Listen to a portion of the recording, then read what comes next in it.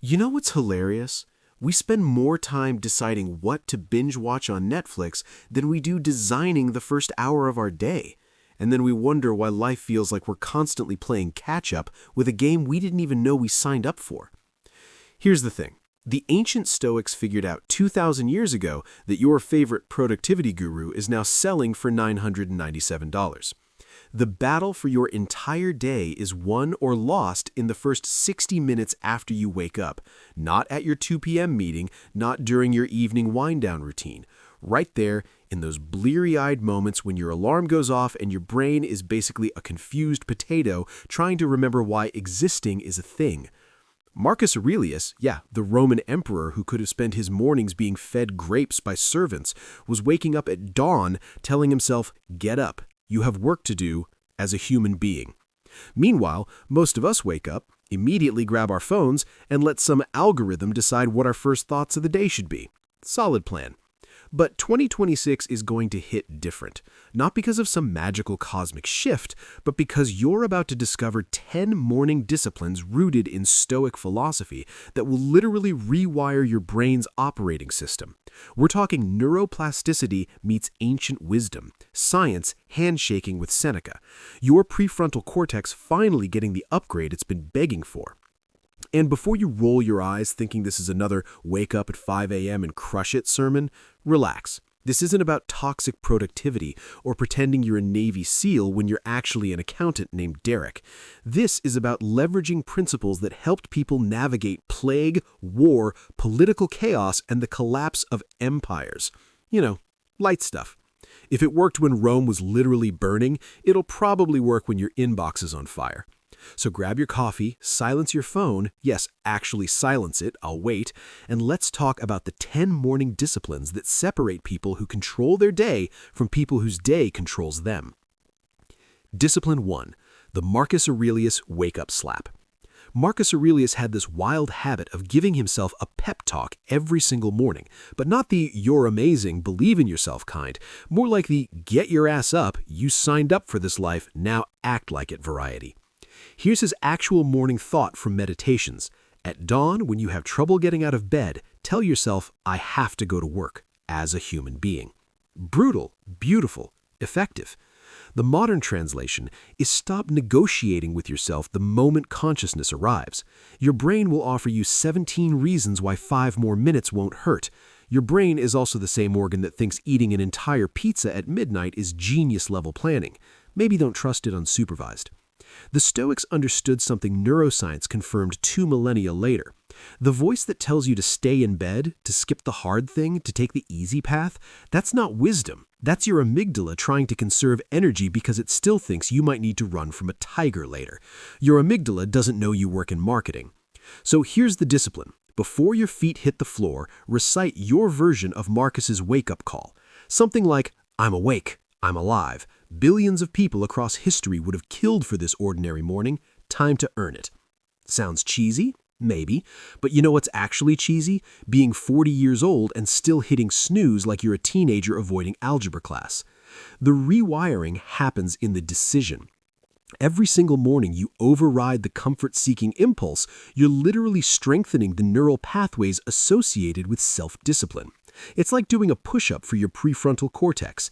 And just like physical push-ups, the first few feel impossible, but give it 2 weeks and suddenly you're that person who just gets up. No drama, no negotiation, just conscious choice. But getting out of bed is just step 1, and honestly, it's the easiest part, because what you do in the next 5 minutes will determine whether you're programming your brain for resilience or anxiety. And most people, they're choosing anxiety before their coffee even brews. Discipline 2, the Seneca phone quarantine. Let me paint you a picture. You open your eyes, you reach for your phone. Within 45 seconds, you've consumed 3 political arguments, 2 humble brags disguised as inspiration, 1 crisis in a country you can't locate on a map, and a sponsored ad for a product you didn't know existed but now somehow need. Congratulations, you just outsourced your mental state to chaos. Seneca wrote to his friend Lucilius, "The mind must be recalled from outside things to itself." He was talking about Roman gossip and political drama, but the principle applies perfectly to your Instagram feed at 6:47 a.m. Here's what's happening neurologically. Your brain produces different waves depending on what you're doing. Right when you wake up, you're transitioning from delta waves, deep sleep, through theta, that dreamy half-awake state, into alpha waves, calm alertness. This is literally the most receptive your subconscious mind will be all day. And you're using that golden window to train your brain that the first thing it should do upon consciousness is seek external validation, compare yourself to others, and spike your cortisol with bad news. Chef's kiss. Perfect self-sabotage. The Stoic discipline is simple but not easy. No phone for the first hour. Minimum 30 minutes if you're being gentle with yourself. But I use my phone as my alarm. Great! Buy a $12 alarm clock. Problem solved. But I need to check if there's an emergency. Has there ever been an emergency that was solved by you seeing a notification 17 seconds faster? I'll wait. The truth is, we're addicted. And like any addiction, we've built elaborate justifications for why our thing is different, necessary, special. It's not. What is special is giving your brain the gift of self-directed thought before the algorithm decides what you should think about. When you quarantine your phone, you create space. And in that space, you get to choose. What do I actually want to focus on today? What matters to me, not to the outrage machine designed to keep me scrolling? The rewiring is profound. After 2 weeks of phone-free mornings, people report feeling more grounded, less anxious, more in control of their attention. Because they are. They've stopped starting every day in reactive mode and started operating from a place of intentional choice. Epictetus said, "Freedom is the only worthy goal in life. It is won by disregarding things that lie beyond our control." Your phone is beyond your control. The chaos inside it is beyond your control. Your response to it? That's your empire. Defend it accordingly. Now, you've gotten up without negotiating, and you've quarantined the digital chaos machine. But here's where most people stumble, because what comes next requires you to sit alone with the one person you've been avoiding for years, yourself. Discipline 3, the Epictetus inventory, aka the What's Actually Mine meditation. Epictetus was born a slave. Let that sink in for a second. A slave. And yet, this man developed a philosophy of radical freedom that emperors studied. How? He got crystal clear on one thing, the dichotomy of control. He split everything in existence into 2 categories: things you control, your thoughts, actions, responses, effort, values, and things you don't control, literally everything else: other people, outcomes, the past, the future, the weather, the stock market, whether people like you, whether your boss is in a good mood, whether your coffee comes out perfect. Most people spend 90% of their energy worrying about the second category and maybe 10% actually working on the first. Then they wonder why they feel powerless. The morning discipline is this: sit for 5 minutes, just 5, and do the Epictetus inventory. Ask yourself, what do I actually control today? Not what you hope happens, not what you want others to do. What is genuinely, undeniably within your sphere of control? You control whether you show up with effort. You don't control whether it works. You control treating people with respect. You don't control whether they return it. You control preparing for the presentation. You don't control whether you get the promotion. You control your integrity. You don't control your reputation. This sounds obvious, but it's not. We mix these categories constantly, which creates a special kind of suffering. We try to control things outside our power, exhausting, impossible, guarantees failure, while neglecting the things that are actually our job, empowering, possible, where real change happens. Neuroscience backs this up beautifully. When you focus on things outside your control, your brain activates stress pathways. Your amygdala lights up, cortisol floods your system. You're essentially putting your nervous system in a state of chronic low-level panic. But when you focus on what's genuinely yours to control, something different happens. Your prefrontal cortex engages. You move from reactive to responsive, from victim to agent, from this is happening to me to this is what I'm doing about what's happening. 5 minutes every morning running this inventory literally rewires your locus of control from external to internal. You stop being a puppet of circumstance and start being the puppeteer of your own actions. And here's the plot twist. When you stop trying to control everything, you actually become more effective. Because all that energy previously wasted on things you can't change is now focused on the narrow band of reality you can actually influence. Marcus Aurelius put it perfectly. You have power over your mind, not outside events. Realize this, and you will find strength. Realize it once? Sure, inspirational quote territory. Realize it every single morning through deliberate practice? That's personality reconstruction. So, you've identified what's yours and what's not. Beautiful. But now comes the uncomfortable part, because the Stoics have a morning practice that sounds absolutely insane until you understand the psychological brilliance behind it. Discipline 4. Negative visualization, or how imagining everything going wrong makes you unstoppable. Okay, this one sounds like the opposite of every manifestation guru on TikTok, but stay with me. The Stoics practiced something called premeditatio malorum, which is Latin for premeditation of evils. Basically, they spent time every morning imagining everything that could go wrong: losing their job, losing their health, losing loved ones, losing their reputation, the business failing, the relationship ending, the plan falling apart. Your initial reaction, that's insanely depressing. Why would I start my day catastrophizing? Their response, because you're gonna do it anyway, so you might as well do it intentionally and extract value from it. Here's what they understood that modern anxiety sufferers don't. The problem isn't the negative thought. The problem is being ambushed by it. When you deliberately practice negative visualization in a controlled way, you're essentially running a fire drill for your emotions. You're teaching your brain, yes, bad things can happen. Here's how I'll respond. Here's what I still control. Here's what remains even if this falls apart. Seneca literally wrote, "The man who has anticipated the coming of troubles takes away their power when they arrive." Modern psychology calls this stress inoculation. You expose yourself to the stressor in small, controlled doses, which builds psychological immunity. It's why surgeons practice on cadavers, why pilots train in simulators, why athletes visualize losing before big games. But here's where it gets really good. Negative visualization doesn't just prepare you for worst-case scenarios, it makes you ridiculously grateful for what you have right now.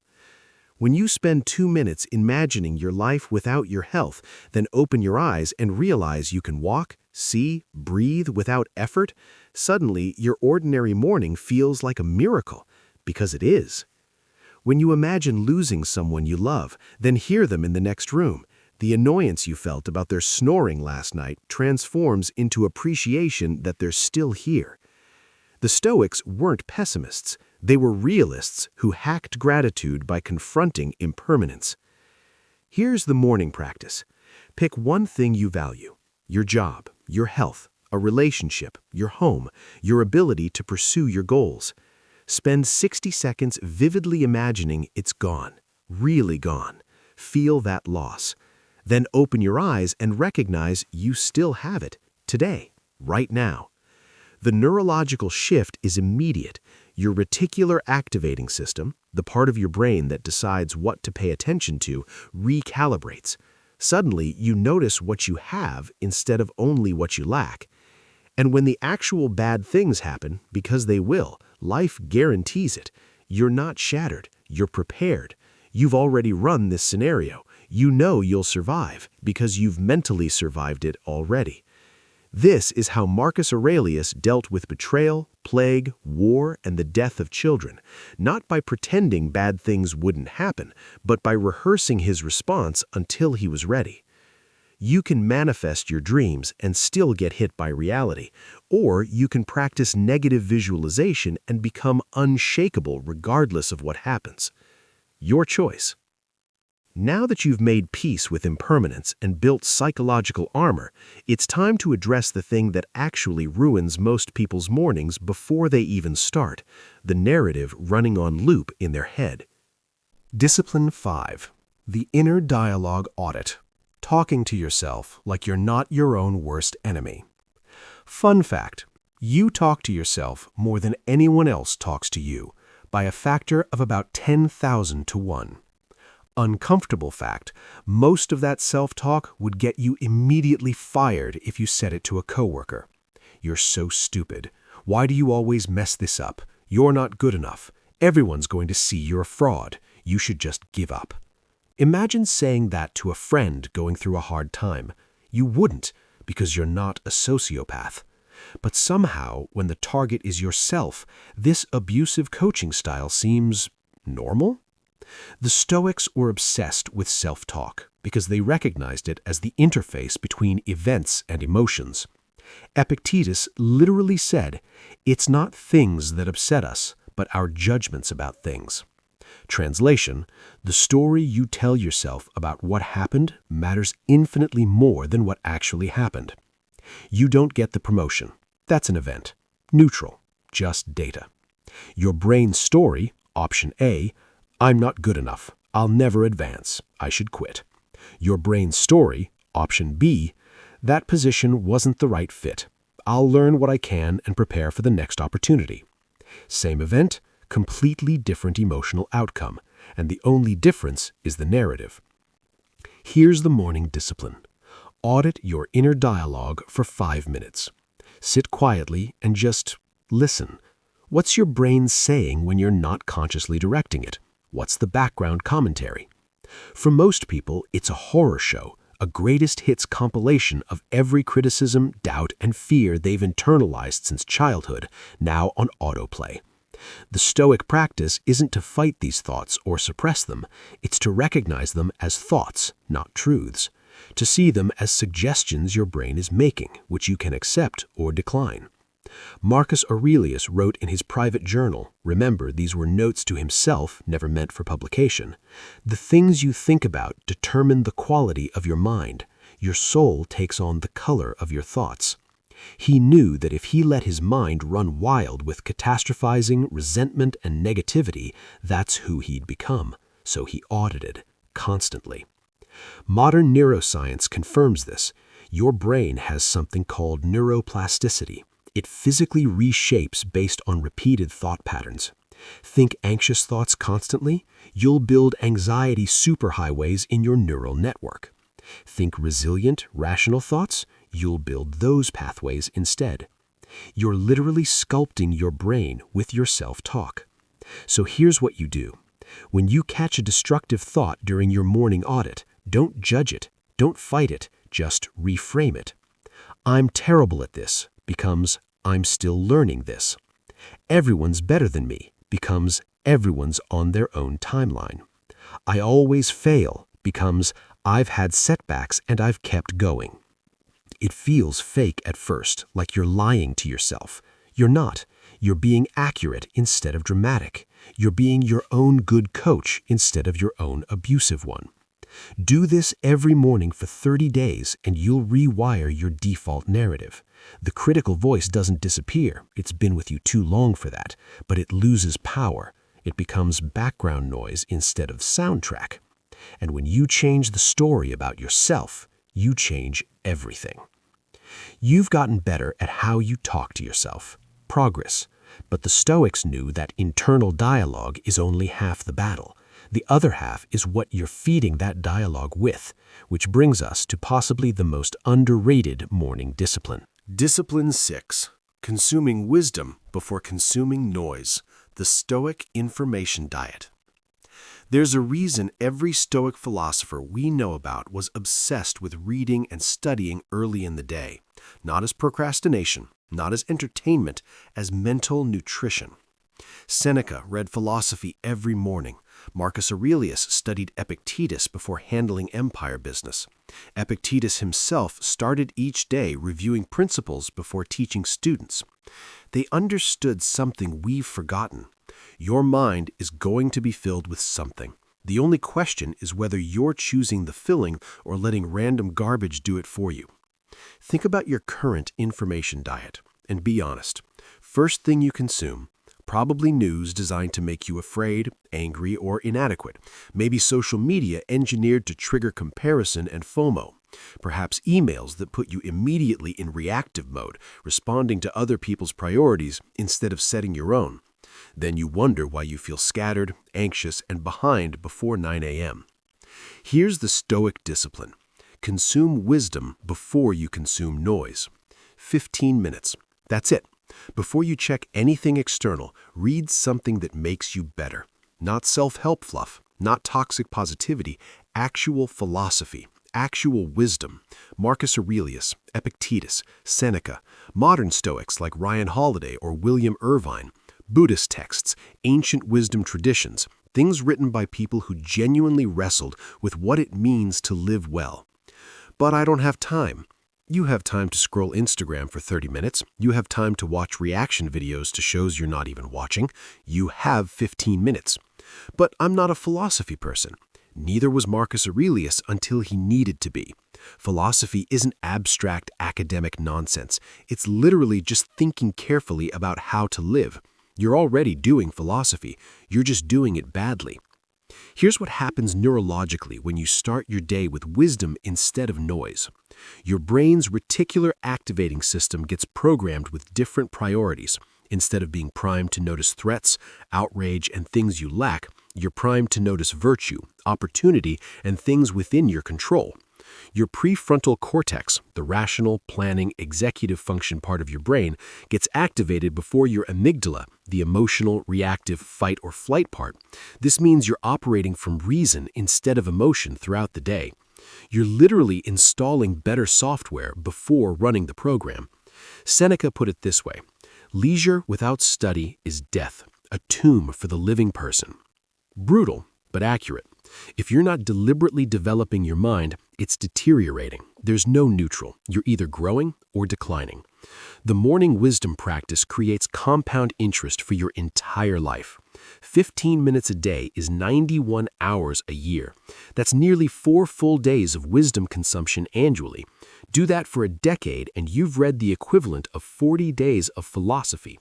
You think that doesn't change you? You think exposing yourself to the best ideas humanity has produced about courage, resilience, integrity, and meaning doesn't rewire your entire operating system? It does. Slowly, imperceptibly at first. Then one day you handle a crisis with calm you didn't know you had. You make a decision from principle instead of emotion. You respond instead of react. And you realize the version of you that started this practice 6 months ago wouldn't recognize the version of you now. That's the rewiring. That's the transformation.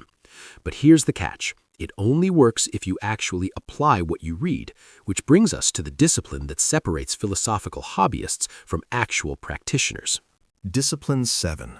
The pre-dawn memento mori. Remember, you're going to die, so make today count. Okay, we're going dark for a minute, but stick with me because this might be the most life-changing discipline on the entire list. The Stoics had this practice called memento mori, Latin for remember death. They didn't do this to be morbid or depressing. They did it to wake up. Marcus Aurelius wrote, "You could leave life right now. Let that determine what you do and say and think." Every single morning. He was the most powerful man in the world, and he started his day by reminding himself he was mortal. Why? Because nothing clarifies priorities like death. Here's what we do instead. We live like we have infinite time. We postpone the important conversations. We delay the meaningful work. We tolerate toxic situations. We stay in jobs we hate, relationships that drain us, patterns that diminish us because someday we'll make the change. Someday never comes because we're all operating under the delusion that we're permanent. You're not. Neither am I. Neither is anyone you love. The discipline is this. Spend 2 minutes every morning genuinely contemplating your death. Not in a scary, anxiety-inducing way, in a clarifying, perspective-granting way.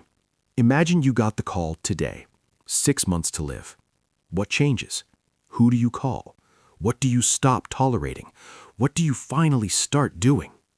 Now here's the uncomfortable truth. You don't know you have 6 months. You might have 6 weeks, 6 days, 6 hours. Every morning you wake up is a gift with an expiration date you can't see. The Stoics weren't being pessimistic, they were being realistic, and that realism was their superpower. When Marcus Aurelius went into meetings with the Senate, he'd already contemplated his death that morning. So political games, ego battles, petty grievances, they all looked ridiculous, like children fighting over toys on a sinking ship. He could focus on what actually mattered because he'd reminded himself that time was the only resource he couldn't replenish. Modern psychology has caught up. Terror management theory shows that when people are reminded of their mortality in healthy ways, they become more authentic, more generous, more focused on legacy and meaning rather than status and accumulation. But when we avoid death, when we pretend we're immortal, we waste our lives on nonsense. Here's the morning practice. Set a timer for 2 minutes. Close your eyes. Vividly imagine this is your last day. Who would you contact? What would you say? What regrets would surface? What would you wish you'd done differently? Then open your eyes. You got another day. Bonus round. What are you going to do with it? This isn't depressing. This is liberating. The argument you were going to have with your partner about dishes looks pretty stupid when you remember one of you won't be here someday. The risk you were too afraid to take looks less scary than the risk of dying with your music still inside you. The grudge you've been holding looks exhausting when you realize how little time you actually have. Memento mori doesn't make you reckless, it makes you intentional. It makes you urgent without being anxious. It makes you realize that every morning you wake up, you've been given another chance to get it right. Seneca nailed it. It's not that we have a short time to live, but that we waste much of it. Life is long enough, and our allotment is sufficient for the most magnificent accomplishments, if invested wisely. 2 minutes every morning remembering you'll die is the best investment you can make in actually living.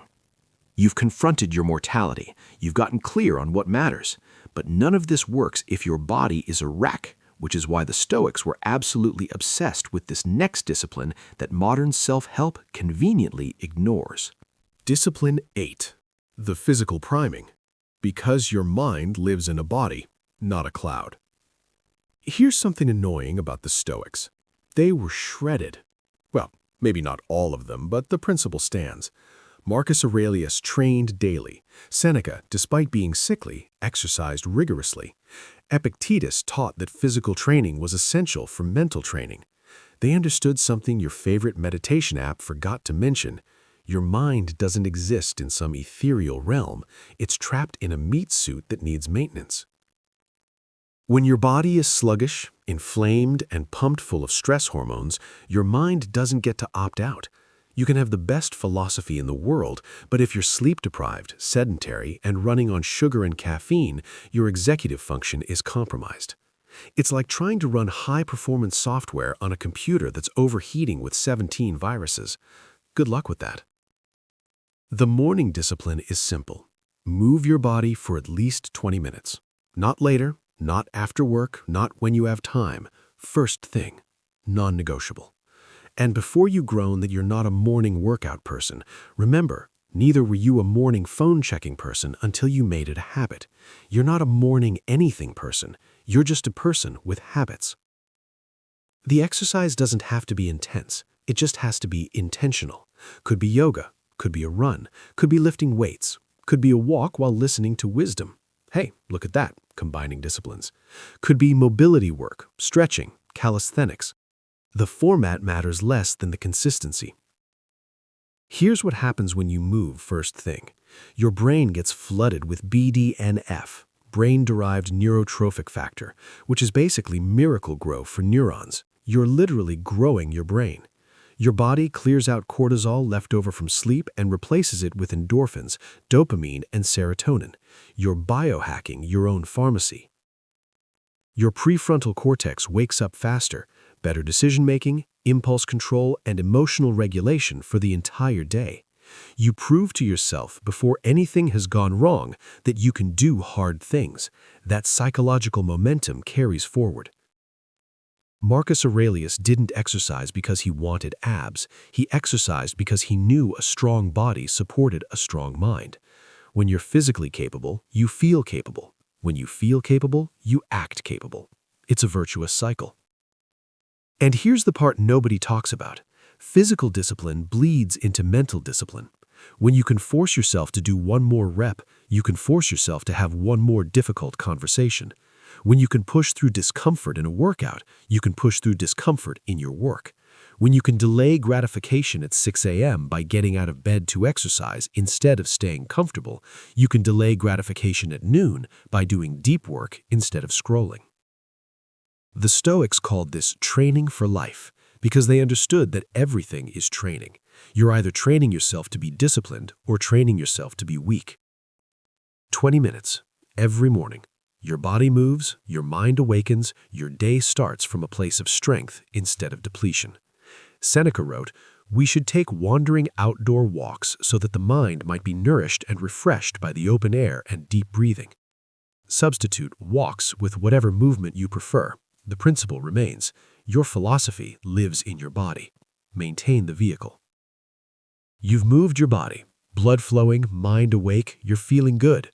But all of this falls apart if you don't lock in the final two disciplines that actually cement everything you've done into lasting change. Discipline 9. The daily intention setting. Deciding who you're going to be before life decides for you. Here's a wild experiment. Ask someone at the end of their day, what did you intend to accomplish today? 9 times out of 10, they'll look at you like you just asked them to explain quantum physics. Not because they're dumb, because they never set an intention in the first place. They woke up, reacted to whatever came at them, survived, collapsed, repeated. That's not living, that's existence on autopilot. The Stoics were militant about setting daily intentions because they knew something crucial. If you don't decide who you're going to be, circumstances will decide for you. Marcus Aurelius had a morning practice where he'd literally think through his day and pre-decide his character. Today, I will meet people who are meddling, ungrateful, violent, treacherous, envious, and unsociable.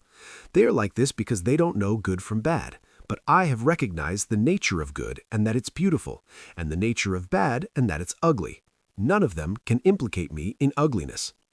Read that again. He's not hoping people will be nice. He's assuming they'll be difficult, and he's pre-deciding how he'll respond. That's the discipline. Before your day starts, you decide, who am I going to be today? What values am I going to embody? How will I respond when things don't go my way? This takes 5 minutes. 5. And it's the difference between living deliberately and being a pinball bouncing between whatever hits you. Here's how you do it. Identify your 3 non-negotiable values for the day. Maybe it's patience, courage, and integrity. Maybe it's presence, curiosity, and kindness. Your choice, but pick 3. Visualize a challenging scenario you'll likely face, a difficult conversation, a tight deadline, an annoying coworker. See it clearly. Pre-decide your response. When Sarah criticizes my work in the meeting, I will listen without defensiveness, acknowledge valid points, and clarify misunderstandings calmly. Set one meaningful goal that aligns with your values, not 17 goals. 1. Something that if you accomplish only that, you'd consider the day a success. The neuroscience behind this is beautiful. When you pre-decide your responses, you're literally preloading your prefrontal cortex with the right response patterns. So when the stressful moment arrives, you're not scrambling to figure out how to act. You've already decided. It's like the difference between improv and rehearsal. Both can be good, but if you want consistency, you rehearse. Epictetus taught his students, first say to yourself what you would be, and then do what you have to do. Most people reverse this. They do random things, then try to figure out who they are based on what they did. That's backwards. You decide who you are. Then you act in alignment. Then your actions reinforce your identity. Then your identity becomes automatic. But it starts with the morning intention. 5 minutes of deciding who you'll be creates clarity that most people never achieve in their entire lives. And when you combine this with everything else, the wake-up discipline, the phone quarantine, the wisdom consumption, the memento mori, the physical movement, you're not just having a good morning, you're becoming a different person. You set your intentions. You know who you want to be today. Beautiful.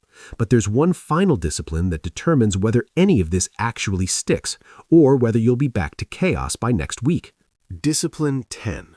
The evening reflection. The discipline that makes all other disciplines actually work.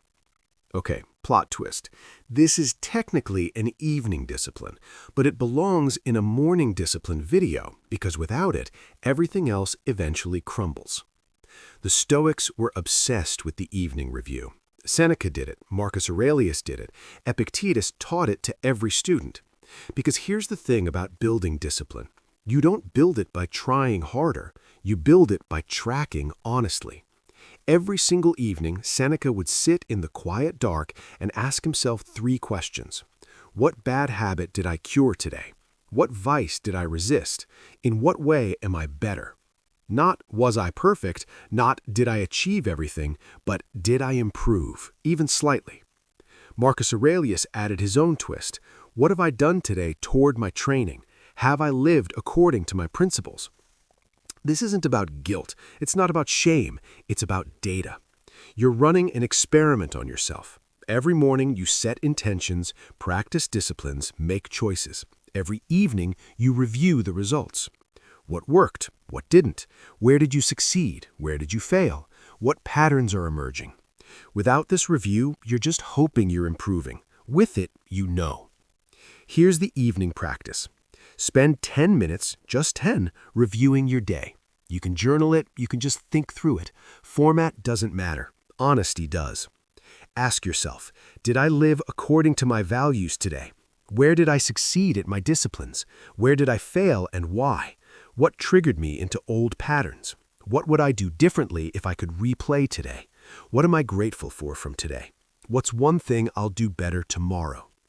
The key is to do this without judgment. You're not prosecuting yourself, you're observing yourself, like a scientist studying a fascinating subject who happens to be you.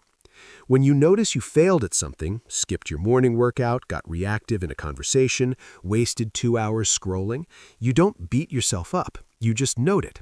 Interesting, when X happened, I did Y instead of Z. Let's watch for that pattern. This creates something psychologists call metacognition, thinking about your thinking. It's the difference between being trapped in your patterns and being able to observe your patterns. And once you can observe them, you can change them. But here's the magic. The evening review doesn't just help you improve, it completes the loop that makes morning disciplines stick. Because when you know you're going to review your day in the evening, you pay more attention during the day. You're more conscious, more intentional, more present. It's like the difference between taking a class knowing there's a test versus taking a class with no accountability. Same information, completely different engagement. Your evening review is the test. And because you're both the student and the teacher, you can be honest in a way you never could be with someone else. Seneca wrote to Lucilius, "When the light has been removed and my wife has fallen silent, I examine my entire day and go back over what I've done and said, hiding nothing from myself, passing nothing by." That level of honesty is rare. Most people lie to themselves constantly. I'll start tomorrow. That wasn't my fault. I deserve this break. I'm too busy for that. The evening review forces truth, and truth over time creates transformation. You can't keep making the same mistakes when you're reviewing them every night. Well, you can, but you'll notice the pattern, and once you notice it enough times, the shame of seeing it again becomes greater than the comfort of the familiar pattern. That's when change happens. Not because you're superhuman, because you're paying attention. The rewiring happens in the loop. Morning intention, daytime action, evening reflection. Adjust. Repeat. That's it. That's the formula that creates lasting change. Not motivation, not inspiration, not waiting until you feel ready. Just honest daily practice with built-in feedback. Do this for 30 days and you won't recognize yourself. Not because you'll be perfect, because you'll be aware. And awareness is the prerequisite for everything else. The rewiring, bringing it all together. So let's zoom out for a second and look at what we've actually covered. Because this isn't just a random collection of morning habits. This is a complete psychological operating system upgrade. You're starting with Discipline 1, getting up without negotiation, teaching your brain that you're in charge, not your comfort-seeking impulses. Then Discipline 2, quarantining your phone, protecting your mental state from algorithmic chaos. Then Discipline 3, the Epictetus inventory, getting clear on what you actually control versus what you're wasting energy worrying about. Then Discipline 4, negative visualization, building psychological immunity to adversity and gratitude for what you have.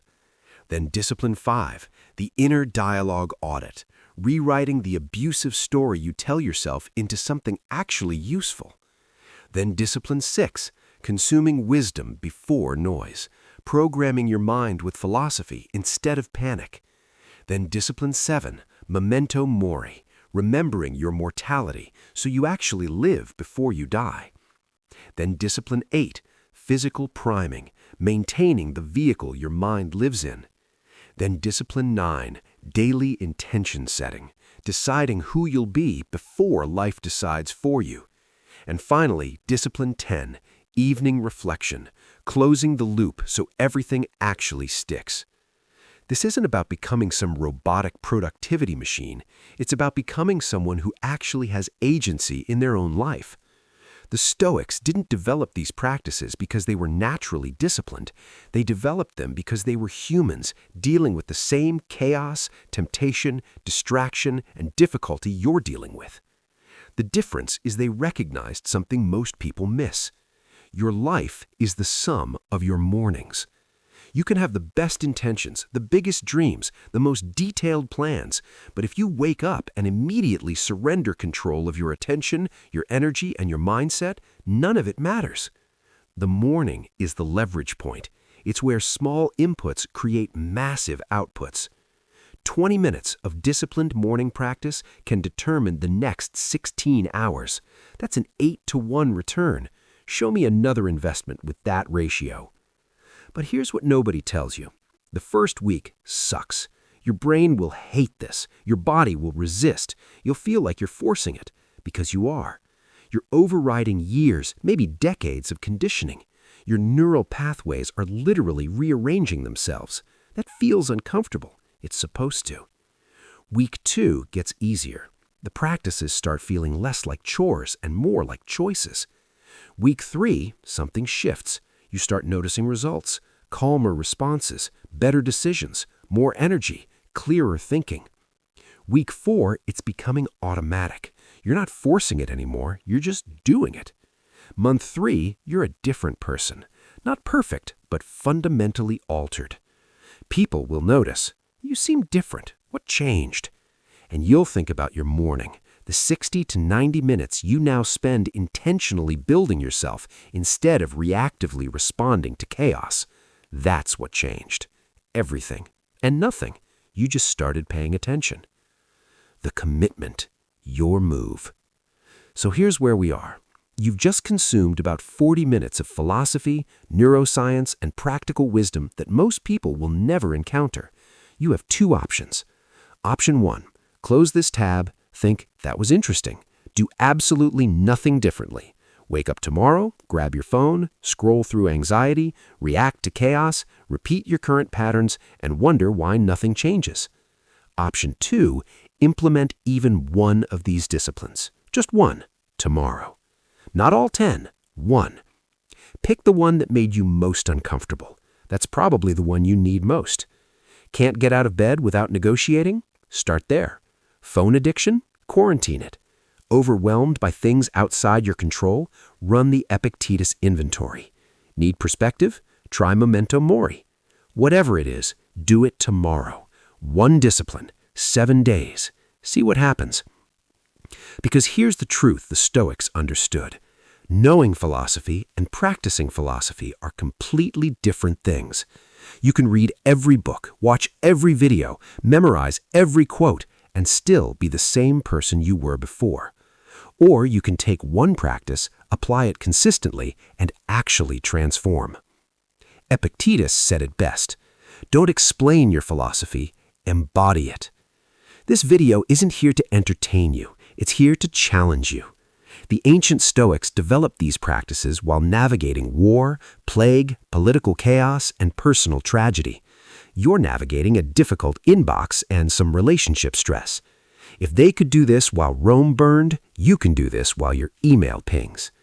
The question isn't whether these disciplines work. They've worked for thousands of years across every culture that's tried them. The question is whether you'll work them. 2026 is going to happen regardless. It's going to be 365 mornings. You can coast through them unconsciously, or you can use them to build the life and the person you actually want to be. The choice is yours. It's always been yours. Marcus Aurelius wrote in his private journal, never intending anyone to read it, "Waste no more time arguing what a good man should be. Be one." So be one. Start tomorrow.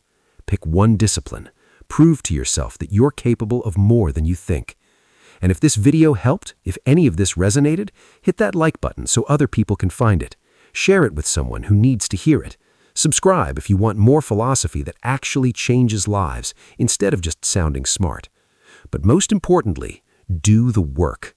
Because 2,000 years from now, when someone finds your private journals, okay, probably your digital notes app, what do you want them to see? Someone who knew what to do but never did it? Or someone who took ancient wisdom, applied it to modern chaos, and built a life worth living? Your morning, your choice, your life. Now go earn it.